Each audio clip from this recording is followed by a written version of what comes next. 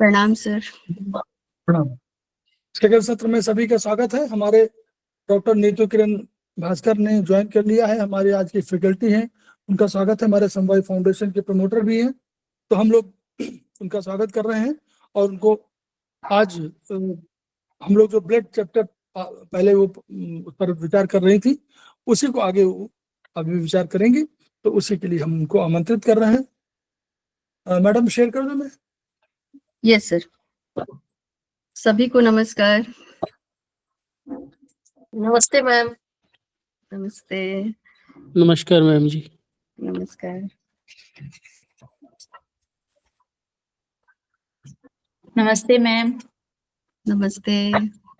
नमस्ते मैम। नमस्ते। नमस्ते मैम। नमस्कार मैम। नमस्कार। नमस्कार सर, कंटिन्यू करूं? हाँ, यही शुरू करना था ना। Yes sir. Okay. Sir late हुआ है तो 1 आवर लेना है ना? हाँ बिल्कुल, बराबर लीजिए। Okay sir, fine. Sir 1 minute का बस रिकैप करती हूँ जो लास्ट क्लास में हुआ था ब्लड चैप्टर का। इसमें था इंट्रोडक्शन ऑफ ब्लड, कंपोजिशन, और कितने तरह के ब्लड सेल्स हैं। तो erythrocytes, that is the RBC, lymphocytes, leucocytes and thrombocytes. तो आज ल्यूकोसाइट्स पढ़ेंगे। हमने आरबीसी का देखा था कि उसकी कमी से क्या होता है, क्यों आरबीसी घट जाता है, किस किस कंडीशन में घट जाते हैं। और हमने जॉन्डिस पढ़ा था, pre hepatic, hepatic and post hepatic, that is the obstructive also. आज है ल्यूकोसाइट से शुरू करती हूँ। ल्यूकोसाइट का जन्म स्थान बोन मैरो एवं शरीर में फैले लिम्फेटिक टिश्यूज होते हैं। ये मानव शरीर का गश्ती चलत दस्ता, मोबाइल सिक्योरिटी गार्ड से जो शरीर में घुसे दुश्मनों को सफाया करता है। डब्ल्यूबीसी है जो हमें ऐसा समझते हैं कि हमारा गार्ड है, मतलब हमारे बॉडी में अगर कोई एंटर कर जाता है माइक्रोब्स, वायरस और बैक्टीरिया, तो उसके अगेंस्ट वो फाइट करता है। इसीलिए जब बॉडी में इन्फेक्शन होता है तो हमारा बॉडी टेम्परेचर बढ़ जाता है, क्योंकि हमारे अंदर जो डब्ल्यूबीसी हैं वो उस बीमारी के अगेंस्ट काम कर रहे हैं, तो टेम्परेचर बढ़ जाता है। और इसका फॉर्म बोन मैरो में होता है और लिम्फ नोड्स में होता है स्पेशली। और यहाँ पे लिखा गया है कि मोबाइल सिक्योरिटी गार्ड की तरह काम करता है। सिक्योरिटी गार्ड्स तो होते हैं जो एक जगह पे बैठे रहते हैं, ये मोबाइल कहा गया है, मतलब हमारे पूरे ब्लड में ये घूमते रहते हैं हमें प्रोटेक्शन देने के लिए। टाइप्स ऑफ इसमें ये कैसे वो हमें बचाता है इन्फेक्शन से, वो फैगोसाइटोसिस करता है। और फैगोसाइटोसिस क्या होता है? एक प्रोसेस है जिसके द्वारा वो जो इन्फेक्शन जिसकी वजह से हो रहा है माइक्रोब्स की वजह से, उसको वो खा जाता है, वो फैगोसाइट्स कहलाता है। इसके डिफरेंट 5 तरह के होते हैं। पहला है neutrophil, second eosinophil, and third है basophil, fourth monocyte and fifth lymphocyte. इसमें लिम्फोसाइट्स इंपॉर्टेंट होता है, बट फिर भी ये सेमेस्टर 4 के क्वेश्चन है टाइप्स ऑफ ब्लड सेल्स लिखने के लिए। तो उसमें आरबीसी, डब्ल्यूबीसी एंड थ्रोम्बोसाइट्स, ये सब के बारे में डिटेल्स लिखना है। तो यहाँ पे आप इसको अंडरलाइन कर सकते हैं। तो फर्स्ट वन न्यूट्रोफिल, जो पैदल सेना इन्फेंट्री, हमें पता है इन्फेंट्री सोल्जर्स में कुछ सेना पैदल चलकर, उनको काम होता है पैदल चल के रक्षा करना। उसी तरह से न्यूट्रोफिल क्या है कि हमारे ब्लड में वो जैसे वो इन्फेंट्री सोल्जर्स काम करते हैं, ठीक उसी तरह से काम करता है। और ये टोटल ल्यूकोसाइट के संख्या में ये 50 to 70% इसका कंट्रीब्यूशन है। I mean, इसका कंपोजिशन जो है डब्ल्यूबीसी में, और 50 to 70% न्यूट्रोफिल होता है। इनके साइटोप्लाज्म में 3 से 5 लोब्ड न्यूक्लियस होता है। मतलब ये न्यूक्लिएटेड ब्लड सेल्स तो हैं ही, और उसका न्यूक्लियस में 3 से 5 लोब्यूल्स होते हैं और महीन बालू की भांति ग्रैन्यूल्स होता है। सैंड, बिल्कुल महीन जो सैंड्स होते हैं उस तरह से ग्रैन्यूल्स होता है।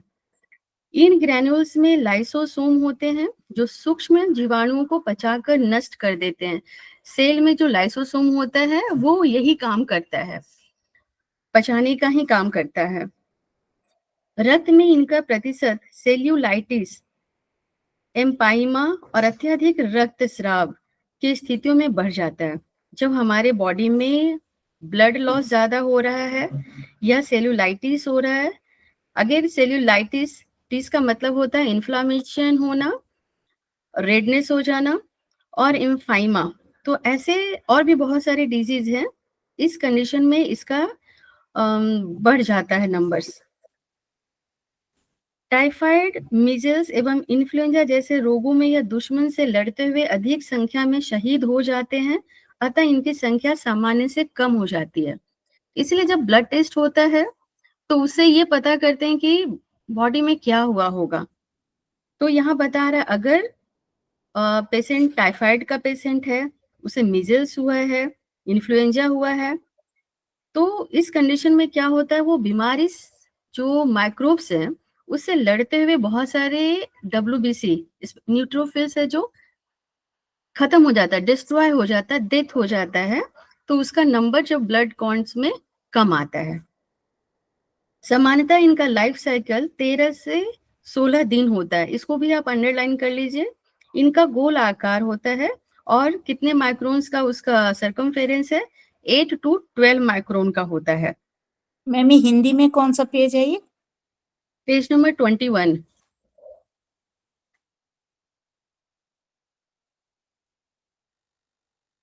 फैगोसाइट किसको कहते हैं? Phagocyte is a type of immune cell that can surround and kill the microorganism, ingest foreign material and remove dead cells. तो ये सारे काम करते हैं। फैगोस मतलब उसको खाता भी है, पचाता है, और जो डेड है उसको वो क्लीन भी करता है। तो ये फैगोसाइट का काम करता है और ये इसको इम्यून सेल्स बोलते हैं। तो सेकेंड है इसिनोफिल। ये भी पैदल सेना के सदस्य हैं, किंतु ये एलर्जी दशाओं में अपनी संख्या बढ़ाकर उसके विष को, टॉक्सिन को न्यूट्रलाइज करते हैं। जैसे न्यूट्रोफिल को हमने पैदल सोल्जर्स बोला, उसी तरह से इसिनोफिल भी है जो पैदल सेना की तरह है। अगर कुछ एलर्जी होता है हमारे बॉडी में तो उसको न्यूट्रलाइज करने के लिए, उसके पॉइजन को न्यूट्रलाइज करने के लिए ये अपना नंबर्स बढ़ा लेते हैं। जैसे ब्रोंकियल आस्थमा है और भी ऐसे डिजीज हैं। स्नोफिलिया तथा आंतों में वॉर्म्स होने पे भी ऐसा होता है। अतः यह श्वसन तंत्र एवं पाचन तंत्र के ऊतकों में अधिक मौजूद होते हैं। मतलब रेस्पिरेटरी सिस्टम और डाइजेस्टिव सिस्टम के टिश्यूज में स्नोफिल प्रेजेंस ज्यादा होता है।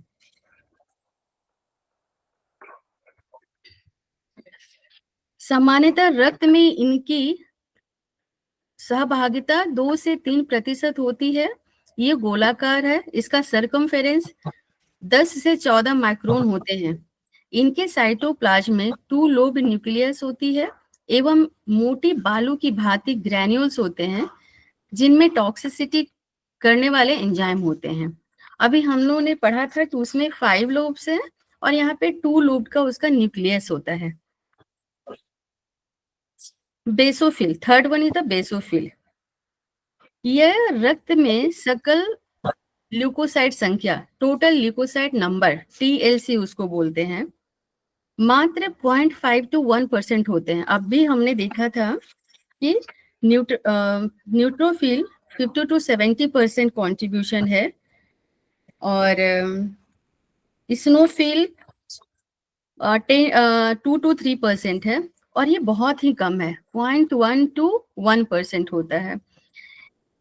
ये भी राउंड है और इसका साइज होता है 14 to 16 माइक्रोन। इसके साइटोप्लाज्म में एक किडनी आकार का न्यूक्लियस होता है। एक ही न्यूक्लियस होता है और किडनी आकार का। किडनी कैसा है? बीन शेप का। उसमें 2 न्यूक्लियस होते हैं लोब की तरह, यहाँ पे कंप्लीटली डिवाइडेड नहीं है, वो बिन शेप किडनी शेप में इसका न्यूक्लियस होता है और मोटे ग्रैन्यूल्स होते हैं जिनमें हेपेरिन एवं हिस्टामिन तत्व पाए जाते हैं। इनकी संख्या घायल ऊतकों की रिपेयरिंग के काल में अधिक पाई जाती है। जब वेयर एंड टेयर होता है टिश्यू को, तो उस टाइम में बेसोफिल का नंबर बढ़ जाता है ब्लड में। Fourth is monocyte. ये गोलाकार के होते हैं आकार के, 14 to 20 माइक्रोन साइज में पाए जाते हैं। इनके साइटोप्लाज्म में एक किडनी आकार का न्यूक्लियस होता है। सेम बेसोफिल की तरह मोनोसाइट का भी न्यूक्लियस है जो किडनी शेप में पाया जाता है और साइटोप्लाज्म साफ एवं पारदर्शी होता है, तो बहुत उसमें ग्रैन्यूल्स नहीं होते हैं। अभी तक हमने देखा था एक में बहुत छोटे छोटे ग्रैन्यूल्स थे न्यूट्रोफिल में, बेसोफिल में मोटे ग्रैन्यूल्स हैं और यहाँ पे ग्रैन्यूल्स नहीं है। साइटोप्लाज्म बहुत ही क्लियर और पारदर्शी है, ट्रांसपेरेंट है। ये सेना के जमादार हैं जो लड़ाई के दौरान मरे सड़े ऊतकों एवं दुश्मनों का सफाया कर देते हैं। मतलब ये डायरेक्ट माइक्रोब से फाइट नहीं करता है, बल्कि जो भी जैसे सोल्जर में कोई भी दोनों ही पार्टी का लोग घायल होगा, मरेगा, उसी तरह से माइक्रोब्स और साथ में ब्लड सेल्स भी, जो भी मरा है, सड़ा है, जो भी टिश्यूज है और दुश्मनों को सबको वो सफाया करता है। सकल ल्यूकोसाइट संख्या, टोटल ल्यूकोसाइट नंबर TLC में इनकी 2 to 8% सहभागिता होती है और इनका सामान्य जीवन काल 10 to 20 डेज होता है। Fifth one is lymphocyte. यह गश्ती दल की बैकबोन है जिसमें 2 गुण होते हैं। बैकबोन का मतलब कि जो सपोर्ट करता है हमारे बॉडी को, तो बैकबोन बहुत ही इंपॉर्टेंट होता है। इसीलिए लिम्फोसाइट WBC का एक बहुत ही इंपॉर्टेंट मेंबर है। लड़ते सैनिकों को ताकतवर भोजन आपूर्ति करना, इसका काम क्या है? ग्रीक वर्ड, यहाँ पे एक वर्ड है ट्रीफोन्स। ग्रीक में ट्रीफोन्स का मतलब होता है टू नरिश। तो ये लड़ते सैनिकों को, जो भी WBC का मेंबर्स है, जो माइक्रोब से फाइट कर रहा है, उसको वो न्यूट्रिशन देने का काम करता है लिम्फोसाइट। दूसरा काम है लिम्फोसाइट का, दुश्मनों का भेद लेकर उनकी ताकत के खिलाफ एंटीबॉडीज बनाना, लाइक सैनिक्स में क्या, गोला बारूद बनाना। सकल ल्यूकोसाइट संख्या में इनकी 20 to 40% सहभागिता रहती है। ये गोलाकार 8 to 12 माइक्रोन के होते हैं तथा इनका जीवन काल 3 से 200 दिन तक पाया गया है। मतलब इसका रेंज काफी डिफरेंस है। इनका उत्पादन विशेषकर लिम्फेटिक टिश्यूज में होता है। इनके साइटोप्लाज्म में एक गोल न्यूक्लियस तथा साइटोप्लाज्म की मात्रा बहुत कम होती है। इसका न्यूक्लियस थोड़ा बड़ा है और रॉन्ड है। अब तक हम लोगों ने देखा कि न्यूक्लियस सब लोब्ड था, किडनी शेप का था, बट यहाँ पे लिम्फोसाइट में न्यूक्लियस रॉन्ड शेप में है और साइटोप्लाज्म कम है। यहाँ पे एक बड़ा अच्छा वर्ड है ट्रीफोन्स। उसका मतलब होता है ट्रीफोन्स are the substance in the blood serum and the body fluid that promote cell growth। I mean nourishment कर रहा है, इसीलिए सेल ग्रोथ का भी काम करता है। इनकी संख्या, I mean लिम्फोसाइट की संख्या, जब हमें डिजीज होता है, 1 सेकेंड, मम्स, ट्यूबरकुलोसिस एवं पर्टूसिस में सामान्य से अधिक हो जाता है। मम्स क्या होता है? कोई भी ये कंटेजियस स्लाइवा की वजह से होता है, मैंने स्लाइवा के इन्फेक्शन की वजह से होता है, लेकिन कंटेजियस डिजीज है। इसमें कंटेजियस वायरल इन्फेक्शन होता है mumps, that affect the salivary gland, parotid glands and spread through the infected saliva. तो हमारा स्लाइवरी ग्लैंड्स भी यहाँ पे होता है और पैरोटिड ग्लैंड्स भी इसी पे, यहीं पे नीचे में होता है। तो वहाँ पे इन्फेक्शन हो जाता है, इन्फ्लामेशन हो जाता है।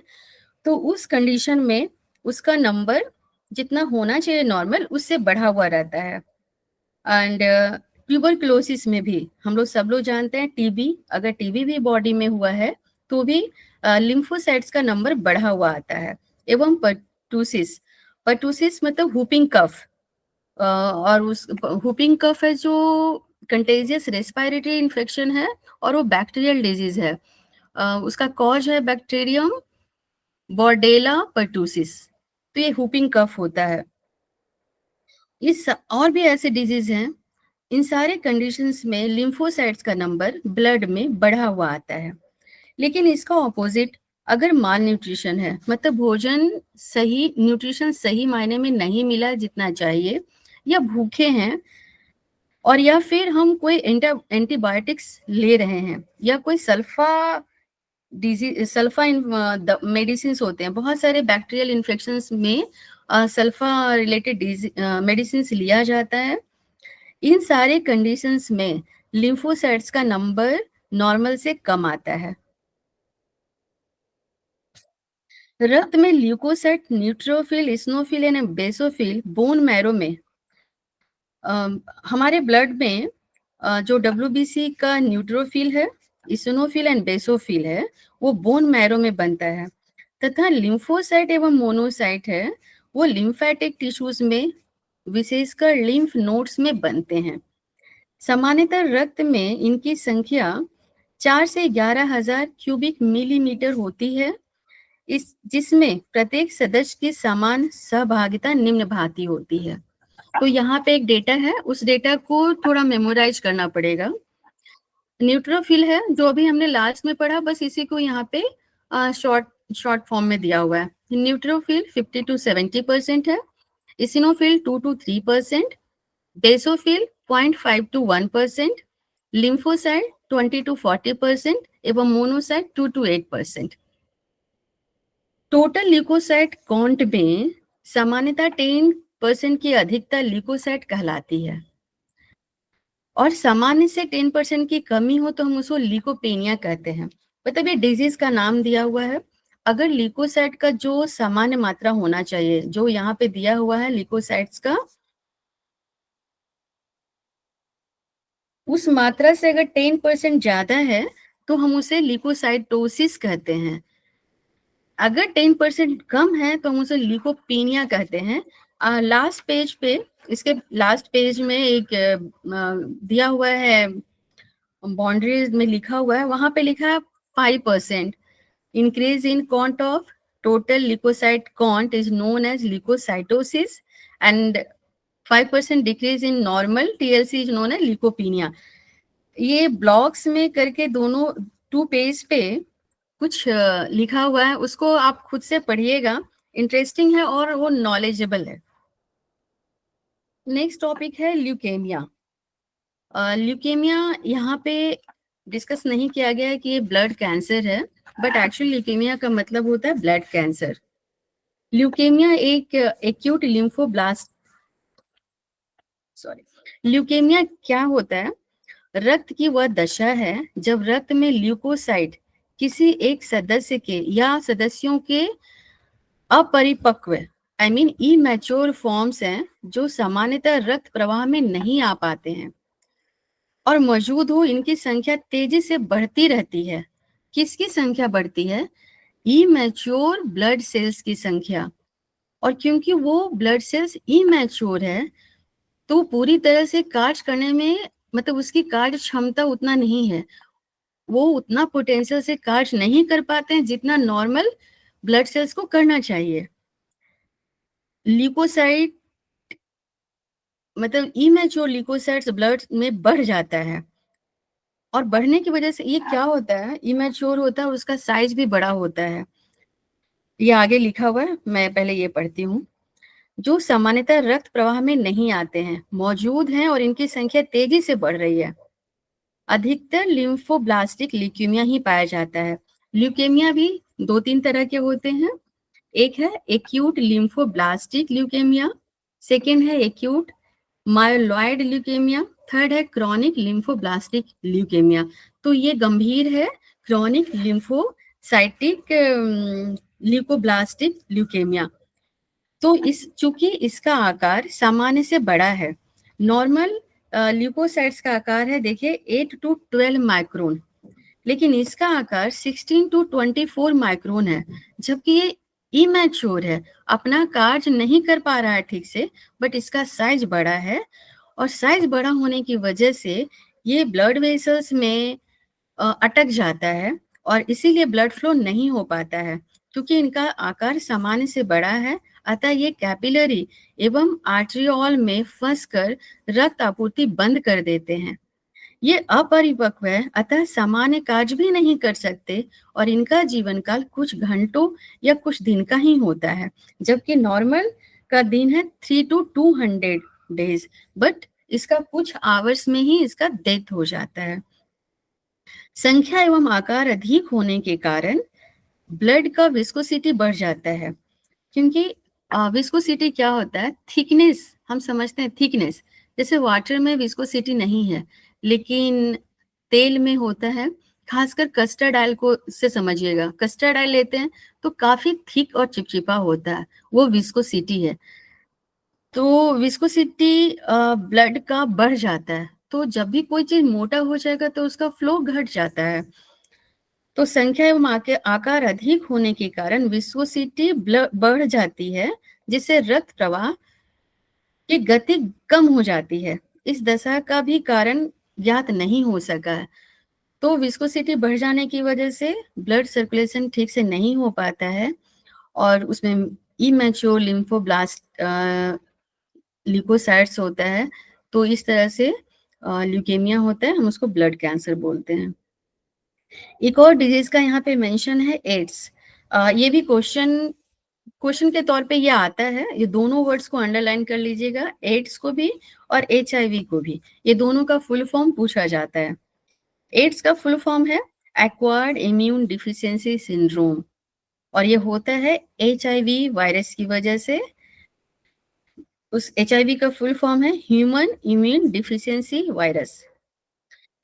एड्स की यह स्थिति एक रिट्रोवायरस है जो कि HIV द्वारा उत्पन्न हो जाती है। यह virus lymphocyte helper T lymphocyte की बाहरी सतह पे मौजूद एवं ग्लाइकोप्रोटीन CD4 को अपने साथ बांध लेती है। लिम्फोसाइट्स के जो लेयर्स के ऊपर हेल्पर टी लिम्फोसाइट्स, कौन सा लिम्फोसाइट है, हेल्पर टी लिम्फोसाइट्स, यहाँ पे नहीं पढ़ना है, बट लिम्फोसाइट्स के भी बहुत तरह के टाइप्स होते हैं, हेल्पर टी लिम्फोसाइट्स। तो हेल्पर टी लिम्फोसाइट्स के सराउंडिंग्स के लेयर पे एक ग्लाइकोप्रोटीन है CD4 उसको कहते हैं, उसके साथ वो कंजुगेट कर जाता है। यह ग्लाइकोप्रोटीन सामान्यतः दुश्मन का भेद जानकर उसके प्रतिरोधी एंटीबॉडी पैदा करते हैं, that is a cytotoxic T lymphocyte and B lymphocyte का जनन करवाता है। इस वायरस के साथ बंध जाने पे यह अपना कार्य करने में अक्षम हो जाता है, क्योंकि वो किसी के साथ जुड़ गया तो उसकी वजह से वो फ्रीली काम नहीं कर पाता है, अतः रोगी की संक्रमणों से लड़ने की क्षमता समाप्त हो जाती है और वो सदा रोगी बने रहते हैं और जल्दी काल कलवित हो जाते हैं। अभी तो मॉडर्न मेडिसिन डेवलप हो गया, अभी एड्स का ट्रीटमेंट है, मगर पहले जब शुरुआत हुई थी तो एड्स काफी पैथेटिक हालत में था, वो पेशेंट का डेथ ही हो जाता था। नेक्स्ट टॉपिक है थ्रोम्बोसाइट्स, इसको दूसरे रूप में हम प्लेटलेट्स बोलते हैं। Thrombocyte and platelets are same. रक्त में सबसे छोटे आकार का, इसका आकार कितना है, 2 to 3 माइक्रोन। ये बाई कॉन्वेक्स डिस्क शेप होता है। आरबीसी का बाई कॉन्केव था, यहाँ पे ये बाई कॉन्वेक्स है। ये इसका भी 1 मार्क्स के क्वेश्चन में आता है शेप पे। तो बाई कॉन्वेक्स डिस्क शेप का होता है प्लेटलेट्स और ये नॉन न्यूक्लिएटेड है, जैसे आरबीसी नॉन न्यूक्लिएटेड था, ये भी नॉन न्यूक्लिएटेड है। इनकी सकल संख्या सामान्यतः 2.5 प्लस माइनस 1, मतलब 1.5 to 3.5 इसका रेंज है। लैक पर क्यूबिक मिलीमीटर होती है, मतलब कि ब्लड का 1 क्यूबिक मिलीमीटर में 2.5 1.5 to 3.5 लाख होता है, जो बोन मैरो द्वारा जनन किए जाते हैं। मतलब प्लेटलेट्स भी बोन मैरो में बनता है। इनके साइटोप्लाज्म में 5 हाइड्रोक्सी ट्रिप्टामीन, वैसोकॉन्ट्रिक्टर तथा थ्रोम्बोप्लास्टिन जैसे विशेष तत्वों के अलावा कई अन्य एंजाइम्स एवं ग्लाइकोजोन होता है। इसमें एंजाइम्स पाए जाते हैं एवं ग्लाइकोजन है, न्यूक्लियोप्रोटीन भी होते हैं। इसको यहाँ पे देखना होगा कि इसमें क्या क्या है। एक तो वैसोकॉन्ट्रिक्टर है, थ्रोम्बोप्लास्टिन है और एंजाइम्स है, ग्लाइकोजन है, राइबोन्यूक्लियोप्रोटीन भी है। यह शरीर में सचल गश्ती दल ल्यूकोसाइट के समकक्ष है, जो आंशिक रूप से फैगोसाइटोसिस करते हैं। फैगोसाइटोसिस का मतलब होता है कि दुश्मन को खा जाना, पचा जाना और उसको हटा देना। तो ये लिम्फोसाइट के ही समकक्ष काम करता है। आंशिक रूप से ये फैगोसाइटोसिस का भी काम करता है। साथ साथ रक्त वाहिनियों में ब्लड वेसल्स में, ब्लड वेसल्स की इपिथीलियम का मतलब बाहरी लेयर, तो इपिथीलियम के जो लेयर्स हैं, वो इपिथीलियम लेयर में रोजमर्रा की टूट फूट, मतलब सेल्स में तो हर रोज सेल का वेयर एंड टियर होता है, तो उसमें भी वो पैचिंग का काम करता है। मतलब जो टियर सेल्स का टियर हो रहा है उसको बनाने, मरम्मत करने का काम करता है। इनमें आपस में चिपकने का गुण होता है। इसका जो प्लेटलेट्स का एक बहुत बड़ा प्रॉपर्टी है आप चिपकने का, वो उसको प्लस है, उसी की वजह से वो माइनस में भी, उसका मतलब एक अवगुण भी है, उसको चिपकने का एक उसमें प्रॉपर्टी पाया जाता है। इसकी मदद से वो रफ्फूगिरी करता है, क्योंकि उसको चिपकने की आदत है ना, तो जो वियर टियर है उसको बड़े इजीली कवर अप करता है। परंतु यही गुण अवगुण के रूप में बदल जाता है जब ब्लड वेसल्स में किसी थ्रोम्बोसिस का निर्माण होता है। अगर वो किसी और के साथ चिपक जाता है तब वो ब्लड वहां पे थक्का बन जाता है। इनका आंशिक कार्य कोगुलेशन मैकेनिज्म में भी है। ब्लड को क्लॉट होने के लिए भी इसका फंक्शन है। रक्त में मौजूद समस्त रक्त कणिकाओं में सबसे छोटे होने के कारण यह चंचल प्रवृत्ति के हैं। हमने अभी तक देखा आरबीसी, डब्ल्यूबीसी और प्लेटलेट्स, तो देखा कि प्लेटलेट्स का साइज सबसे कम है, तो सबसे छोटा है, इसलिए ये ज्यादा मोबाइल है, ज्यादा चंचल है। अतः इपिथीलियम से चिपकना इनका स्वभाव है, तो खुद इपिथीलियम से भी वो चिपक जाता है, किंतु बड़े सेल इन्हें प्रवाह के मध्य रखने की लगातार कोशिश करते रहते हैं। हमारा बॉडी में हर तरह का मैकेनिज्म नेचुरल ढंग से बना हुआ है। जो बड़े सेल है उसको हमेशा ना हटाते रहता है, वो ऐसे जब फ्लो होता है तो उसको अलग करने की कोशिश करते रहता है ताकि वो चिपक ना जाए। इनकी इसी स्वभाव के कारण अधिकतर हार्ट अटैक की घटना भोर में घटती है, क्योंकि रक्त प्रवाह वेग इस समय सबसे कम होता है। बिकॉज हम रात में जब सोते हैं तो काफी देर सोए रहते हैं, तो हमारा ब्लड सर्कुलेशन इतना तेज नहीं होता जितना कि हम जब दिन में कुछ फंक्शन करते रहते हैं। तो ब्लड सर्कुलेशन घट जाने की वजह से इस टाइम में ल्यूकोसाइट के चिपकने के गुण के कारण ही हार्ट अटैक आता है, क्योंकि वो कोरोनरी आर्टरीज को अवरुद्ध करने का उसको मौका मिल जाता है। तो ये हार्ट अटैक मॉर्निंग में आता है। हम टीसीए में भी पढ़ेंगे कि मॉर्निंग में ही हार्ट अटैक क्यों आता है, और इसमें ही पढ़ेंगे आयुर्वेदा एक्यूप्रेशर में उसका क्लॉक टाइमिंग है, इसकी वजह से भी होता है। बट साइंस के अनुसार हार्ट अटैक इस टाइम में इसलिए आता है कि ये सर्कुलेशन का जो स्पीड है घट जाता है और ल्यूकोसाइट चिपक जाता है कोरोनरी आर्टरीज में, तो सर्कुलेशन धीमा होने की वजह से हार्ट अटैक आ जाता है। नेक्स्ट टॉपिक है रक्त स्राव रोधित, हीमोस्टैसिस, अर्थात रक्त को शरीर से बाहर बहने से रोकना। शरीर मीन्स कहीं कट छट जाता है तो ब्लड बाहर निकल जाता है, उसको रोकते हैं, हम उसको हीमोस्टैसिस बोलते हैं। रक्त प्रवाह किसी रक्त वाहिनी के कटने या फटने का पर प्रारंभ होता है और उसी के साथ इस नुकसान को न होने के प्रयत्न अनेक चरणों में प्रारंभ हो जाता है। कहीं भी कहीं भी कटता है, हमें पता है पूरे बॉडी में ब्लड सेल्स है, हर जगह, हर एक कोने में कैपिलरीज है, कुछ तो है। कैपिलरीज मतलब वेरी फाइन ब्लड वेसल्स। तो कहीं कट छट जाता है तो ब्लड निकलने लगता है, लेकिन ब्लड निकलेगा तो ब्लड लॉस ज्यादा हो जाए, उसके लिए मैकेनिज्म है कि उसको ब्लड को क्लॉट कर देता है ताकि आगे ब्लड फ्लो और ना हो। तो पहला है वेसोस्पैज्म।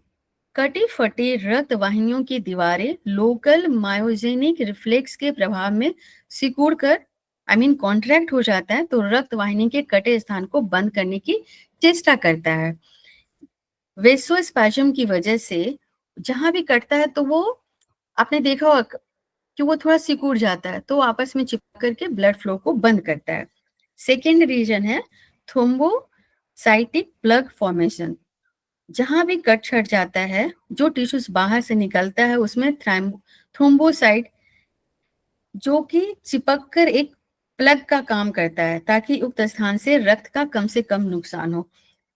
ब्लड में जो थ्रोम्बोसाइट्स है वो क्लॉट बनाता है और ब्लड को फ्लो से रोकता है। थर्ड है कोगुलेशन।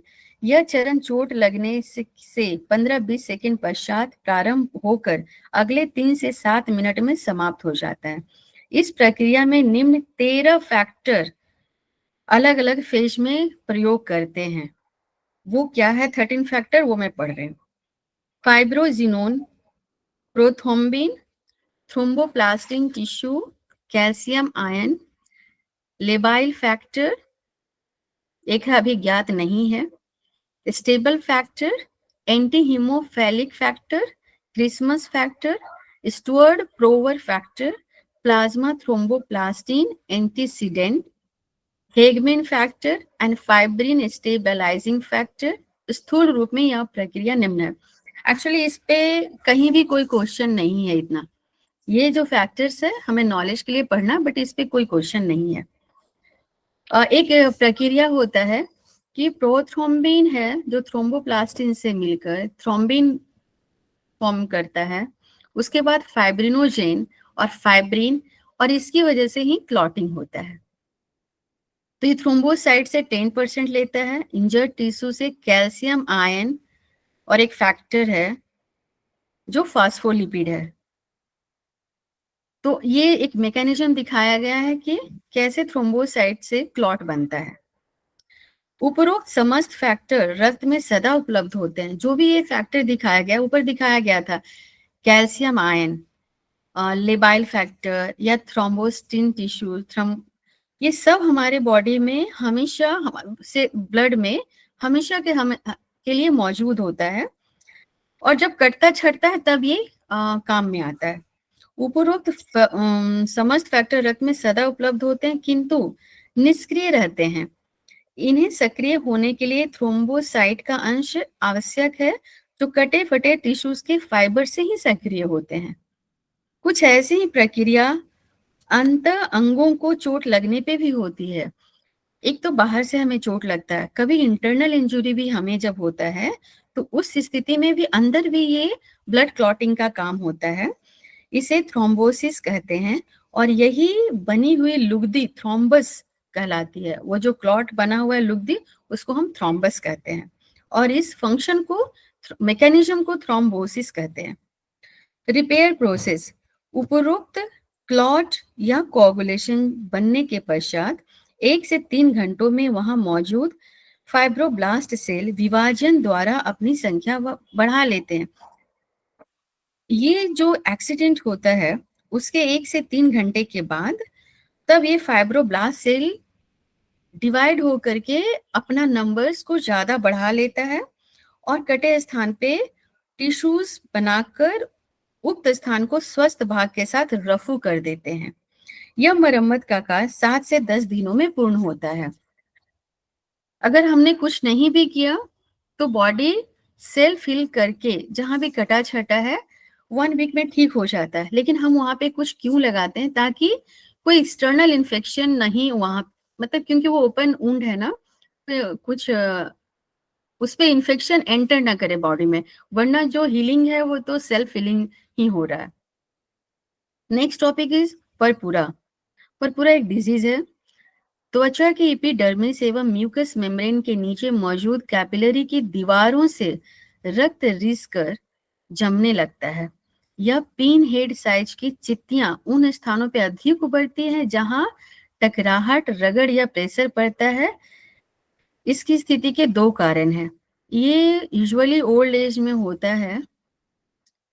मैंने एक पेशेंट को देखा था, स्किन ये अच्छा से बता रहा है कि जो एपिडर्मिस और म्यूकस मेम्ब्रेन के बीच में जो ब्लड है, तो वो जब रन करता है तो स्किन को वो रगड़ करता है, जिसकी वजह से जहां तहां ब्लैक ब्लैक चित्ते हो जाते हैं, और नहीं तो कुछ नहीं तो लगता है जैसे कि स्किन से कुछ ऊज आउट हो रहा है, बाहर कुछ निकल रहा है फ्लूइड की तरह। इसके इस स्थिति के दो कारण, यहाँ पे दो रीजन दिए हुआ है पर पूरा होने के। रक्त वाहिनियों की दीवार में किसी तत्व की कमी से दीवार के सेल रक्त को रास्ता दे दे। सेकेंड है, रक्त में थ्रोम्बोसाइट की संख्या 1,00,000 पर क्यूबिक मिलीमीटर से घट जाए, ताकि शरीर के प्रत्येक ऊतक तक वो न पहुंच ना पाए। वो उसको बोलते हैं थ्रोम्बोसाइटोपिनिक पुरपुरा। हमने देखा ये पिनिक वर्ड जहां भी कम हो रहा है नंबर, वहां पे यूज हो रहा है। तो थ्रोम्बोसाइटोपिनिक पुरपुरा जिसमें कि थ्रोम्बोसाइट का संख्या घट रहा है। यह स्थिति अधिकतर एप्लास्टिक एनीमिया, ल्यूकेमिया एवं बोन मैरो में रेडिएशन से उत्पन्न होती है। कुछ औषधियां जैसे कि एंटीबायोटिक्स आर्सेनिक एवं गोल्ड कंपाउंड के सेवन करने पे भी पुरपुरा मिल सकता है। यहाँ पे है रक्त के भौतिक गुण, physical properties of blood. Blood का रंग होता है अपारदर्शी रक्त, तरल दशा में स्कारलेट रेड धमनियों में तथा पर्पल रेड शिराओं में बहता है। जो ब्लड आर्टरीज है उसमें एकदम चमकीला रेड, स्कारलेट रेड होता है, और जो वेंस है उसमें पर्पल रेड होता है, जो हमें ऊपर से ग्रीन दिखता है, क्योंकि आर्टरीज में ऑक्सीजनेटेड ब्लड फ्लो होता है, वेंस में डीऑक्सीजनेटेड ब्लड फ्लो होता है। रक्त का मात्रा कितना होना चाहिए हमारे बॉडी में? शरीर के भार का 7.7% जितना हमारा बॉडी वेट है उसका 7.7% या 1/13 भाग होना चाहिए। कोई 100 kg का है तब 13 kg ब्लड होना चाहिए। उम्र और जेंडर के अनुसार शरीर में रक्त की मात्रा घटती बढ़ती रहती है। जैसे फीमेल में ब्लड कम होता है, मेल में ज्यादा होता है, प्रेगनेंसी में कम होता है, ओल्ड पर्सन्स में कम होता है। तो एज और जेंडर के अनुसार ब्लड का ऊपर नीचे होते रहता है। गर्भवती महिलाओं में जल की मात्रा बढ़ जाने के कारण रक्त की मात्रा सामान्य से 0.8 प्लस माइनस 2 1 लीटर और 0.6 टू 1 लीटर बढ़ जाता है।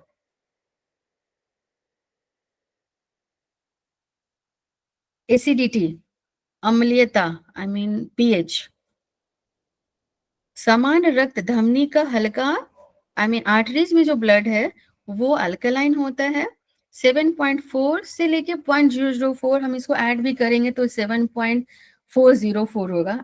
इसका ब्लड का अगर पीएच याद रखना है तो 7.4 होता है।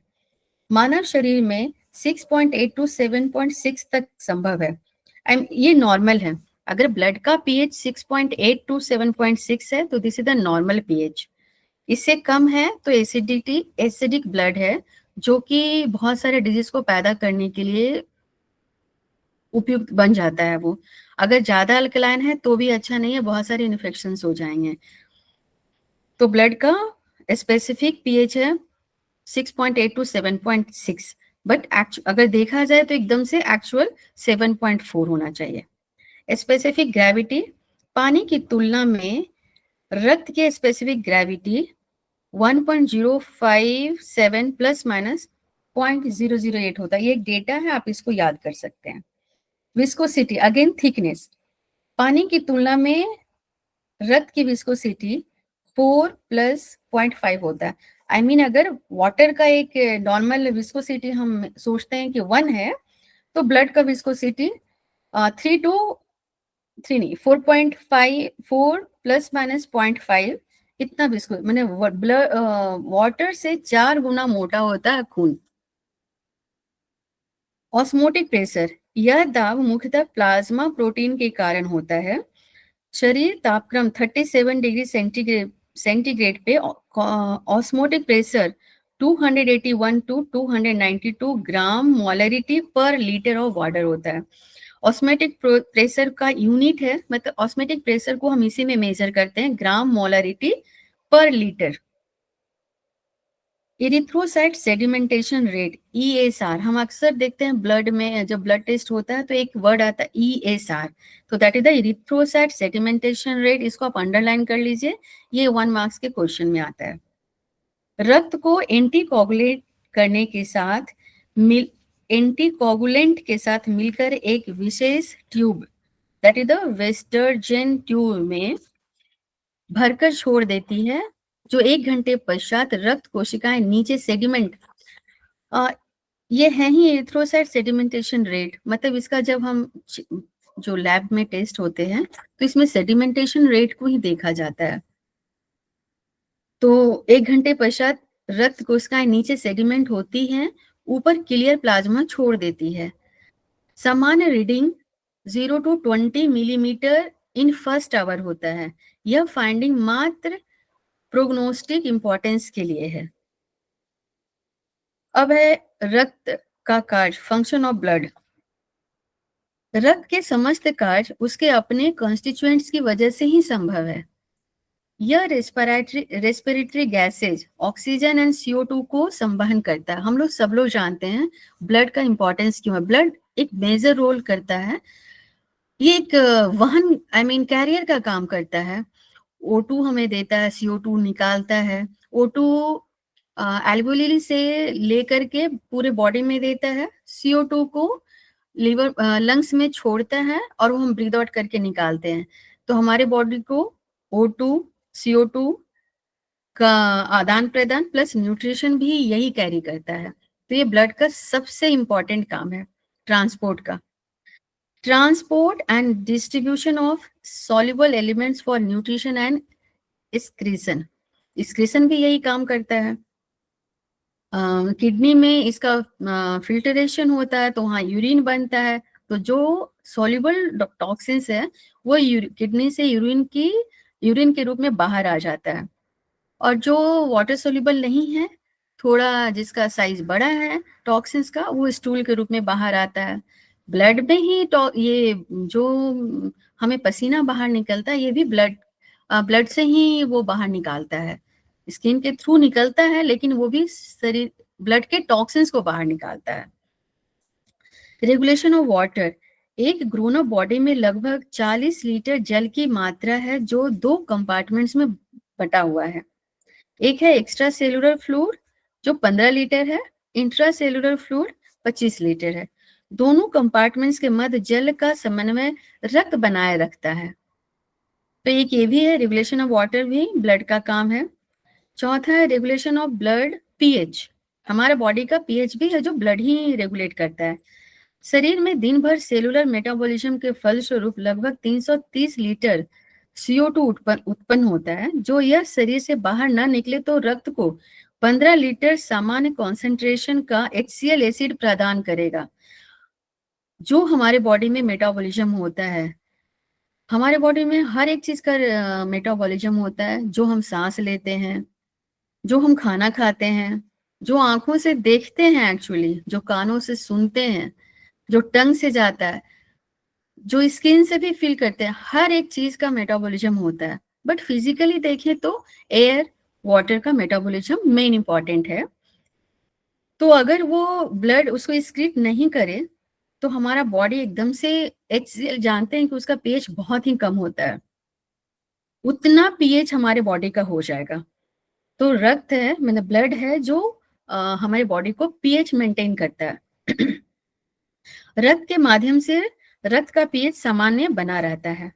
फिफ्थ है रेगुलेशन ऑफ बॉडी टेम्परेचर। हमें ये सबको पता है कि हमारा बॉडी टेम्परेचर ब्लड ही मेंटेन करता है। By virtue of waters high specific heat, latent heat and high conduction capacity, body temperature is easily regulated. क्या क्या है यहाँ पे वर्ड्स है उसको हम समझ सकते हैं। वाटर्स का high specific heat, latent heat और हाई कंडक्शन कैपेसिटी, तो ये सब की वजह ऐसा इस गुण की वजह से हमारा बॉडी का टेम्परेचर रेगुलेट होता है।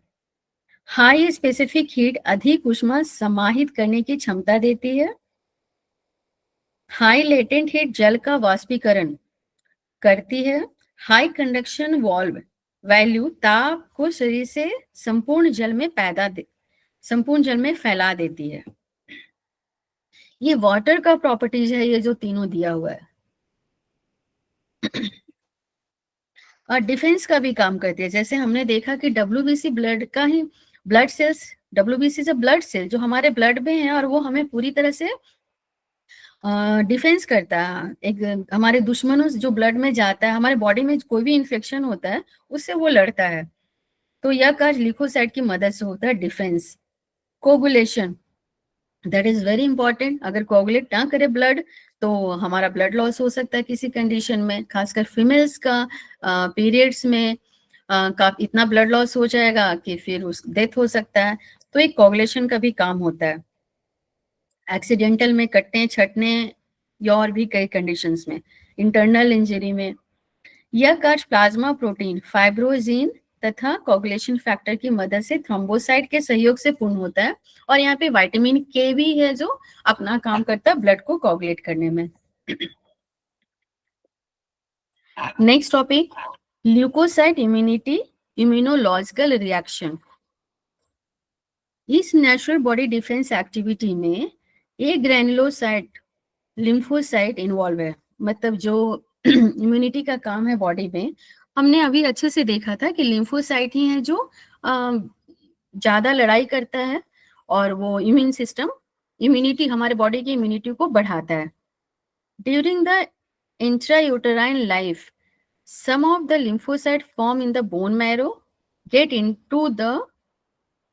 enter into thymus gland and the liver, synonyms of bursa in birds. हम लोग जानते हैं ये बच्चा जब होता है यंग एज, आई मीन बच्चा चिल्ड्रन में थाइमस ग्लैंड बहुत एक्टिव होता है। जैसे जैसे हम एडल्ट होते रहते हैं तब थाइमस ग्लैंड थोड़ा छोटा हो जाता है, काम तो करता है बट तब उतना ये फंक्शन एडल्ट के लिए नहीं है।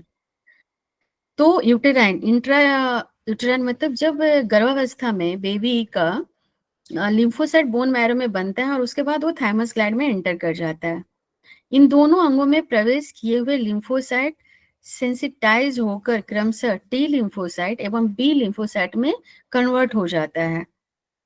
यह दोनों परिवर्तित सेंसिटाइज लिम्फोसाइट बोन मैरो तथा लिम्फ नोड्स में सेटल होकर व्यक्ति के शरीर में लाइफ लॉन्ग स्पेशलाइज एंटीबॉडीज का निर्माण करता है।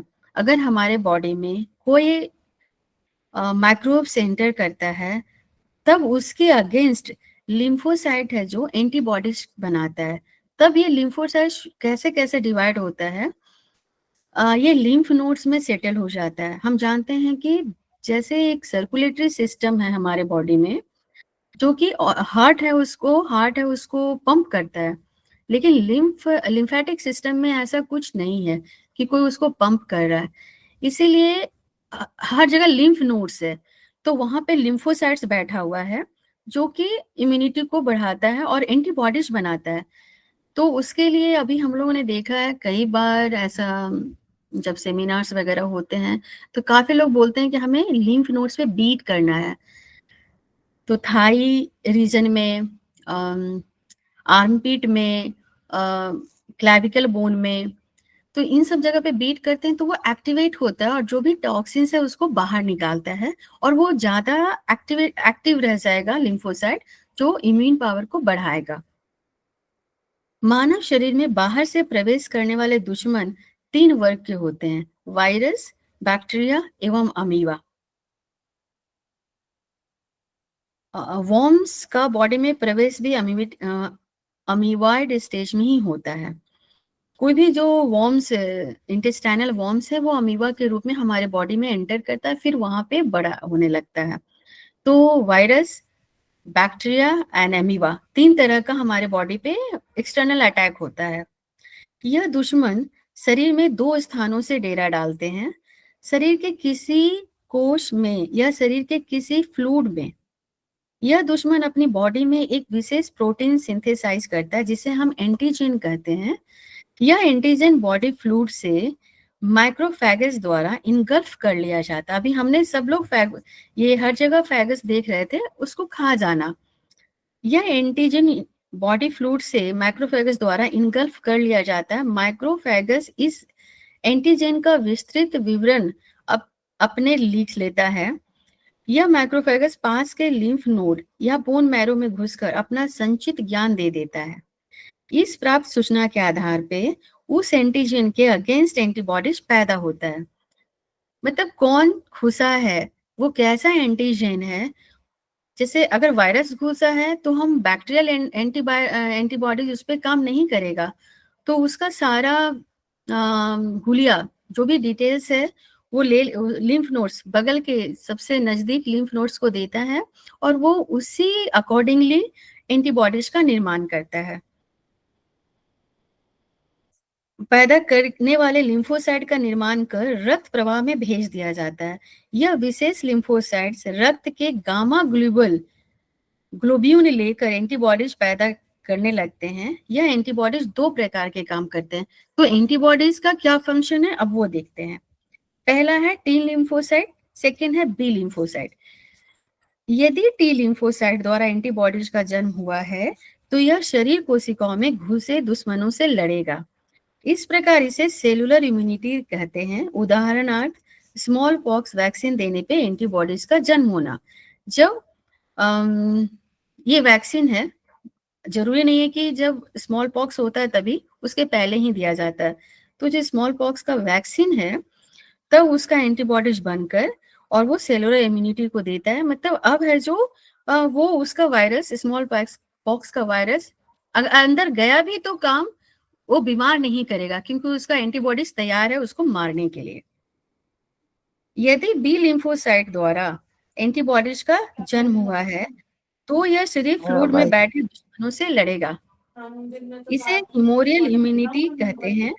उदाहरणार्थ ट्यूबरक्लोसिस से बचने के लिए दिए जाने वाले वैक्सीन बीसीजी वैक्सीन देने पे, बीसीजी का फुल फॉर्म होता है बैसिलस कूफिंग फॉरगॉट। वैक्सीन देने पे शरीर के तरलों को एंटीबॉडीज डेवलप कर लेते हैं।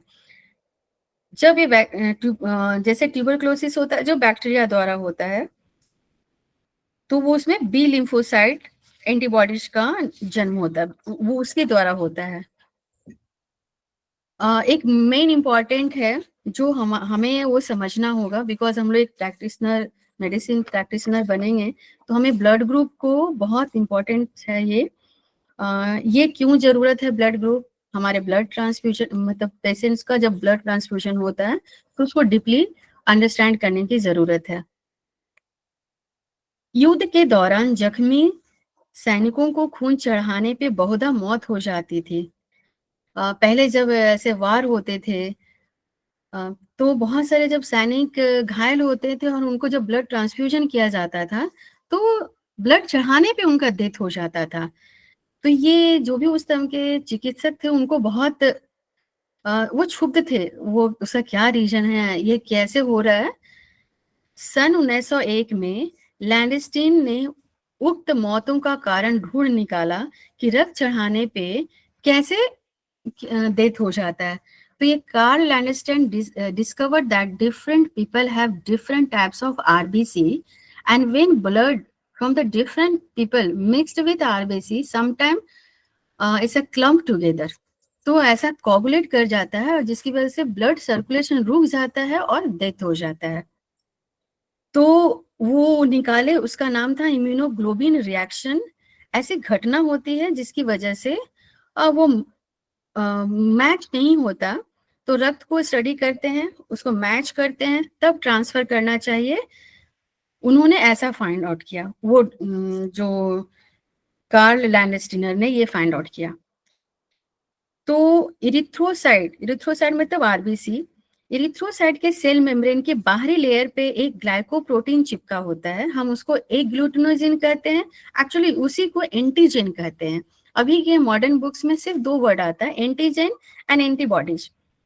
यहाँ पे एंटीजन को एक ग्लूटिनोजन लिखा है, एंटीबॉडी को एक ग्लूटोनिन लिखा है।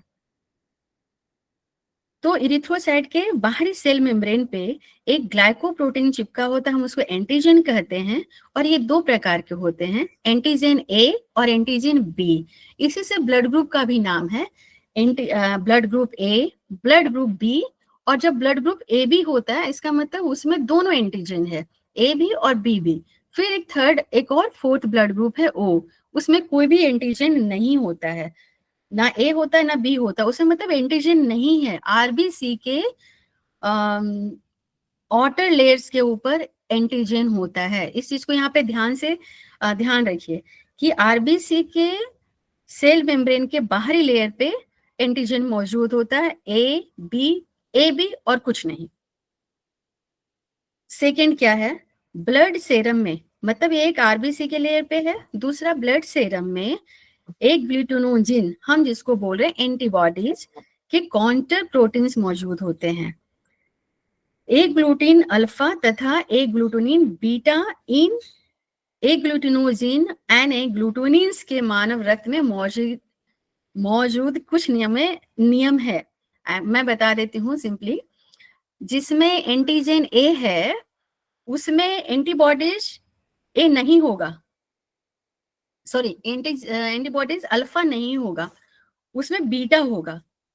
जो जिसके आरबीसी पे एंटीजन बी है उसके सेरम में अल्फा होगा, बीटा नहीं होगा। एक ग्लूटिनोजिन ए का करस्पॉन्डिंग एक ग्लूटोनिन अल्फा है, जो शरीर में एक साथ नहीं रह सकते हैं। यदि मौजूद हो गए तो ट्रांसफ्यूजन के फलस्वरूप तो वे आपस में चिपक जाएंगे, तो कोगुलेट कर जाएंगे। एक ग्लूटिनोजिन एंटीजन की मौजूदगी के आधार पे व्यक्ति को ब्लड ग्रुप के नाम दिया गया है। वहां पे एक ब्लड ग्रुप में ए ब्लड ग्रुप अगर है तो उसके आरबीसी के आउटर लेयर पे एंटीजन ए है, जबकि एंटीबॉडी बीटा है। बी ब्लड ग्रुप में एंटीजन बी है आरबीसी पे, और प्लाज्मा में अल्फा एंटीबॉडी है। ए बी ब्लड ग्रुप में ए और बी दोनों हैं, इसीलिए उसका नाम ब्लड ग्रुप ए बी है, और उसमें एंटीबॉडी नहीं है। ओ में कोई भी एंटीजन नहीं है और दोनों ही एंटीबॉडीज हैं प्लाज्मा में। इसीलिए जब आगे हम इसमें देखेंगे कि क्यों वो यूनिवर्सल डोनर हुआ और क्यों वो यूनिवर्सल एक्सेप्टर हुआ।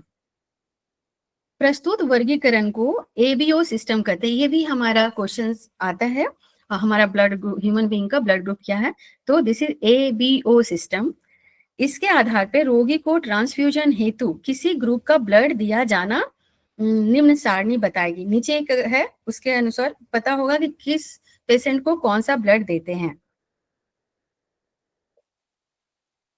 तो लेकिन हम सीधे सीधे ये याद करेंगे, जैसे एक एग्जांपल मैं बता रही हूँ, blood type A have A antigens on the surface of their RBC cells and beta antibodies in their plasma. तो यहाँ पे ब्लड ट्रांसफ्यूजन का मैंने अपना बनाया है, वो मैं बता देती हूँ। जो ए है, ब्लड ग्रुप ए है, उसको ओ वाले दे सकते हैं और ए वाले। क्यों ए वाले देंगे? क्योंकि वो तो सेम ही ब्लड ग्रुप है, उसके आरबीसी पे एंटीजन ए है और एंटीबॉडीज भी तो सेम ग्रुप होने की वजह से ए देगा और ओ देगा। ओ सबको देगा क्योंकि ओ यूनिवर्सल है, एक्चुअली ओ निगेटिव यूनिवर्सल होता है। मैं ऊपर जो लिखा है ना, उसके पहले मैं आरएच फैक्टर के बारे में बताती हूँ। 1975 के पहले ब्लड ग्रुप का तो फाइंड आउट हुआ 1901 में, लेकिन आरएच फैक्टर 1975 में फाइंड आउट हुआ। उसके पहले एक बहुत सारी फीमेल्स ड्यूरिंग प्रेगनेंसी मर जाती थी, या आफ्टर बेबी भी मर जाती थी, या बच्चा मर जाता था। तो जब ये नेगेटिव और पॉजिटिव क्या होता है, पहले तो RH है जो रिसेस मंकी से आया है। रिसेस मंकी पे ये फाइंड आउट हुआ था कि किसी में क्या होता है वो मैं बताती हूँ। प्लाज्मा AB प्लाज्मा, हाँ, देखा गया कि किसी ब्लड में एक फैक्टर है, जिसको RH फैक्टर बोल दिया क्योंकि वो रिसेस मंकी पे था। तो कुछ लोगों में वो RH फैक्टर नहीं है। तो यहाँ पे है कि 15% पीपल में वो नहीं है, RH फैक्टर नहीं है, और शेष व्यक्ति में वो एक RH फैक्टर है।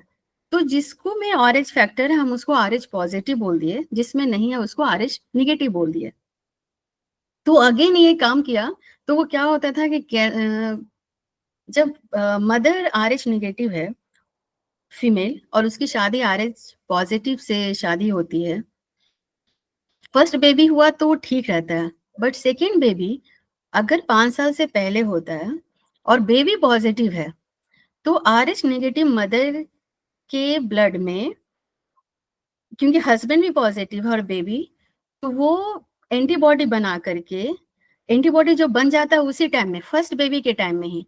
लेकिन जब second baby before 5 years conceive करती है मदर, तब वो बेबी, सेकेंड बेबी, या तो यूट्रस में ही डेथ हो जाता है, मतलब पैदा होने से पहले डेथ हो जाता है, या होने के कुछ देर में डेथ हो जाता है, या बाई चांस पैदा भी हो जाए जीवित तो उसे कुछ तो डिफॉर्मिटी होता है।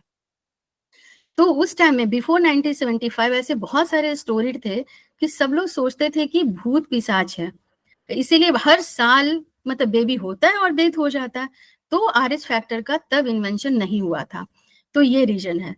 तो जब ब्लड ट्रांसफ्यूजन हुआ तो बिफोर 1975 सिर्फ यही देखा जा रहा था ब्लड ग्रुप, बट आफ्टर 1975 ये भी देखा गया कि तब ब्लड ग्रुप का नाम हो गया A positive, A negative, B negative, B positive, O negative, O positive, AB negative, positive, like that. तब उस कंडीशन में अब हम देखते हैं कि O निगेटिव है जो यूनिवर्सल डोनर है। अब क्यों वो यूनिवर्सल डोनर है? क्योंकि O ब्लड ग्रुप में पहली बात तो कि कोई भी एंटीजन नहीं है और उसमें दोनों एंटीबॉडीज है। तो कोई पेशेंट है या कोई व्यक्ति है, उसके पास ऑलरेडी दोनों एंटीबॉडीज है और वो RH निगेटिव है, उसके पास वो भी फैक्टर नहीं है। तो अब वो उसको, अगर वो किसी को भी दे रहा है तो कुछ किसी को हार्म नहीं हो रहा है और उसे भी हार्म नहीं हो रहा है। लेकिन वो इंसान OH निगेटिव पर्सन किसी से भी नहीं ले सकता है, वो सिर्फ और सिर्फ O निगेटिव से ही ले सकता है। लेकिन O positive person O negative से ले सकता है, क्योंकि O निगेटिव का मतलब क्या है कि RH फैक्टर उसमें है ही नहीं, उसमें नहीं है। लेकिन किसी को जिसको दे रहा है उसके पास एक फैक्टर है RH, तो कोई बात नहीं, उसके पास है, इसके पास नहीं है, वो दे दिया उसको, उस पेशेंट को कोई प्रॉब्लम नहीं होता है। लेकिन अगर ये O निगेटिव पेशेंट को O पॉजिटिव वाला देता है तो ब्लड ग्रुप सिस्टम के अनुसार तो कोई प्रॉब्लम नहीं है, एंटीजन और एंटीबॉडीज के अनुसार कुछ प्रॉब्लम नहीं है। लेकिन क्योंकि उसके पास ऑलरेडी वो फैक्टर है और अगर देंगे और O नेगेटिव के पास नहीं है तो वो प्रॉब्लम कॉज होता है। और ये जो फैक्टर है ना वो प्लाज्मा में पाया जाता है। मैं एक एग्जांपल बता रही हूँ, group AB plasma is the universal plasma donor.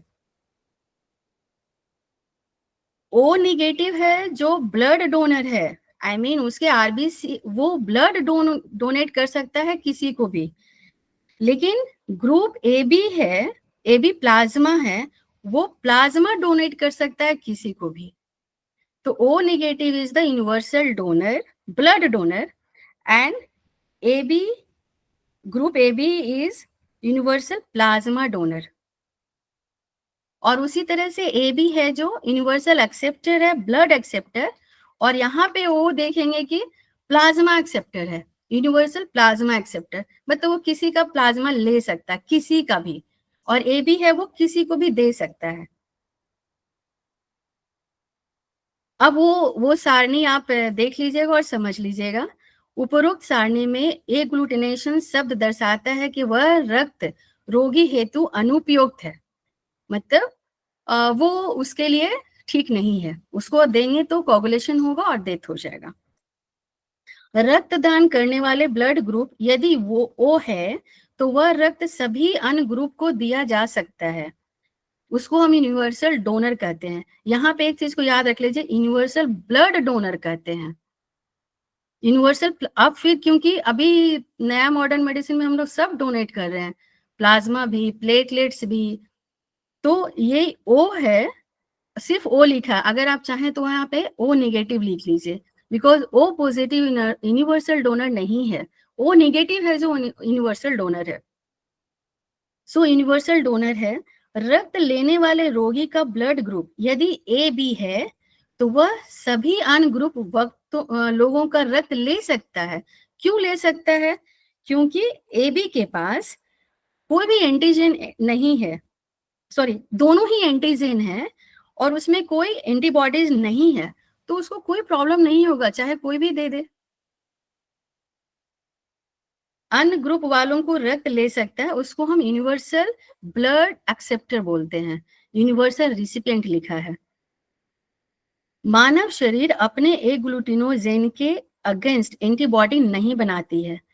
Auto immunity बाहर से आई एक ग्लूटोजिन को अपने जैसी नहीं है, उसके अगेंस्ट शरीर में एंटीबॉडीज बनाती है, जहां एक ग्लूटिनेशन के फलस्वरूप हीमोलाइसिस होने का डर होता है और रोगी को मर जाने का डर होता है। अब उसके बाद यहाँ पे आरएच है, मैं पढ़ देती हूँ आरएच सिस्टम। OAB सिस्टम के अलावा एक रीसस मंकी में पाए जाने वाले विशेष एग्लूटिनोजेन, अगेन एग्लूटिनोजेन मतलब एंटीजन ही है, वो जो आरएच फैक्टर है ना वो भी एक प्रोटीन ही है जो इरिथ्रोसाइट सेल मेम्ब्रेन के बाहरी सतह पे पाए जाते हैं। 15% व्यक्तियों में अनुपस्थित होता है, अतः इसे RH पॉजिटिव तथा RH नेगेटिव कहा गया है। RH नेगेटिव वो है जिसमें नहीं पाया जाता है, जिसमें वो एब्सेंट है। RH नेगेटिव रक्त RH पॉजिटिव को सेफली दे सकता है, यही मैं भी बोल रही हूँ ना। RH नेगेटिव है उसके मतलब उस मेरे पास वो चीज है ही नहीं, अगर मैंने जिस किसी के पास है दे दिया तो उसको क्या प्रॉब्लम होगा, लेकिन किसके पास वो कुछ एक हथियार लिए और उसके दे दिया जिसके पास नहीं है मैचिंग का, तब उसको प्रॉब्लम होगा। सो RH नेगेटिव का रक्त RH पॉजिटिव को सेफली दे सकते हैं, परंतु RH नेगेटिव को RH पॉजिटिव ब्लड नहीं दे सकते हैं। देने पे RH नेगेटिव शरीर में एंटीबॉडीज का फॉर्मेशन होगा और एग्लूटिनेशन की वजह से हीमोलाइसिस हो जाएगा और डेथ होगा। अब ये फिर से है, गर्भस्थ भ्रूण में पिता का ब्लड ग्रुप विशेषकर RH फैक्टर मौजूद होता है। नेचुरल रूल है RH positive RH negative mother से, तो बच्चा RH पॉजिटिव होता है। इसका एक बहुत अच्छा क्लास 9th में पढ़ना था कि कैसे बच्चा, मतलब हम पूरी तरह से फाइंड आउट कर सकते हैं कि बच्चे का ब्लड ग्रुप क्या हो सकता है, क्या क्या पॉसिबिलिटी है अगर फादर मदर का हम ब्लड ग्रुप जानते हैं तो। बच्चे का RH पॉजिटिव एग्लूटिनोजेन प्लासेंटा के रास्ते माँ के शरीर में आकर एक एंटीबॉडी बनाती है। मैं वही बोल रही थी, अगर बच्चा पॉजिटिव है तो प्लासेंटा के थ्रू मदर में जाता है और मदर क्या है, निगेटिव है, तो वहां पे एक एंटीबॉडी बन जाता है और यह एंटीबॉडी प्लासेंटा के माध्यम से यदि बच्चे में पहुंच गए तो हीमोलाइसिस की संभावना है। फर्स्ट बेबी में नहीं होता है मोस्टली, बट सेकेंड बेबी में बिल्कुल होता है, और ऐसा हुआ तो बच्चा मरा हुआ पैदा होता है, पैदा होने के कुछ घंटों के बाद मर जाता है। ऐसे बच्चों में पीलिया के सिम्टम्स मिलते हैं। इसे आइसिटस ग्रेविस नियोनेटरम कहते हैं। एक्चुअली आज मॉडर्न मेडिसिन में ये जब फर्स्ट बेबी होता है तो मदर, हालांकि अब तो 3 मंथ्स पे ही देते हैं, बट पहले बेबी होने के बाद अगर टेस्ट करते हैं बेबी को, वो बच्चा पॉजिटिव होता है तो मदर को तुरंत एक इंजेक्शन लगाया जाता है, ताकि इनकेस अगर वो लेडी बिफोर 5 years कंसीव कर जाती है तो सेकेंड बेबी सुरक्षित रहेगा। Next topic is spleen. मानव शरीर में तीली सबसे बड़ा लिम्फोइड टिश्यू है। सेमेस्टर 4 में ये क्वेश्चन आया था कि स्प्लीन क्या है, तो इसे लिम्फोइड टिश्यू है। यह सेम के आकार का अंग वाला एब्डोमिनल कैविटी के लेफ्ट साइड हाइपोकॉन्ड्रियम रीजन में स्थित होता है। हम लोग सब जानते हैं स्प्लीन और लीवर, ये टीसीएम में भी या फिर ये सुजोक में ज्यादातर देखते हैं कि राइट साइड में जहाँ पे लीवर है सेम उसी जगह पे, सॉरी राइट साइड में लीवर है, लेफ्ट में स्प्लीन है, उसी लेवल में एब्डोमिनल कैविटी में पाया जाता है। यह स्टमक एवं ट्रांसवर्स कोलन के रिफ्लेक्स, जो ट्रांसवर्स कोलन जा रहा है और स्टमक का है, तो उसको ट्रांसवर्स कोलन के रिफ्लेक्स फ्लेक्सर के डायरेक्ट रिलेशन होता है स्प्लीन का। एडल्ट में इसका भार 150 ग्राम होता है। Function of spleen, embryonic life में स्प्लीन ब्लड सेल्स का फॉर्मेशन करता है और एडल्ट लाइफ में इमरजेंसी स्टेट में यह काम करता है। यह पुनः ब्लड सेल्स का आंशिक फॉर्मेशन कर देता है। सॉरी सर, लेट हो रहा है, सब लोग बोर हो रहे होंगे। सेकेंड है रेटिकुलो इंडोथीलियल सिस्टम की सदस्यता होने के कारण यह एरिथ्रोसाइट का कब्रिस्तान है। दिस है ग्रेवयार्ड ऑफ आरबीसी। यह ब्लड का रिजर्वायर है। इसमें इमरजेंसी में हेतु लगभग 150 ml ब्लड हमेशा भरा रहता है और जब इमरजेंसी का कंडीशन आता है तब स्प्लीन उस ब्लड को रिलीज करता है। It participates in the defence reaction against the toxins, diphtheria, tetanus, bacteria and the parasite by forming antibody and then get them phagocytosed. Spleen के फंक्शन बहुत ही इंपॉर्टेंट होता है, लेकिन टाइम भी नहीं है और यहाँ पे जो लिखा है मैं उसको बस रीड कर लेती हूँ। Spleen is processed to be a gland of emergency. In acute emergency, it contributes blood cells and water. Its body is constituted with smooth muscle, so it can contract to tune of O. Thus, the last drop of spleen fluid comes in circulation. That's all. Spleen में हम लोग देखते हैं कि blood का formation होता है, blood को जमा करता है और साथ में एक ग्रेवयार्ड होता है। मॉडर्न मेडिसिन में स्प्लीन का इतना इंपॉर्टेंस नहीं है, लेकिन हम लोग जब टीसीएम पढ़ेंगे और वेदा एक्यूप्रेशर पढ़ेंगे तो देखेंगे कि स्प्लीन का बहुत ही इंपॉर्टेंस है, क्योंकि स्प्लीन से भी हमारा इम्यून सिस्टम रेगुलेट होता है। Thank you so much sir, and over to you. बहुत बढ़िया, बहुत बढ़िया, ठीक है, बहुत डिटेल में आपने बताया और सभी लोगों को पसंद आया होगा। जी जी जी।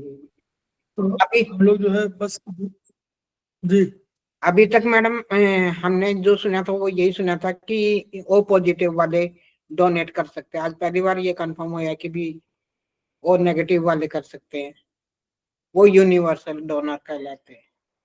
हाँ, ओ नेगेटिव और A B positive universal acceptor.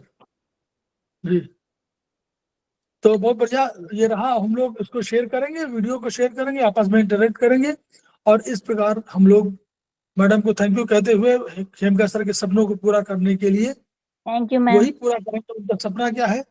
Each one reach one, each one treat one, each one teach one.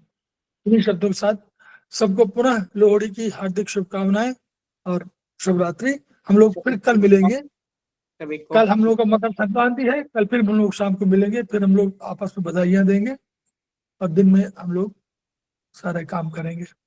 Thank you so much. Happy Lohri to all sir. Happy Lohri. नमस्कार सर। आपको भी नमस्कार, थैंक यू। बाजी ज्योत ना दर्शन करो।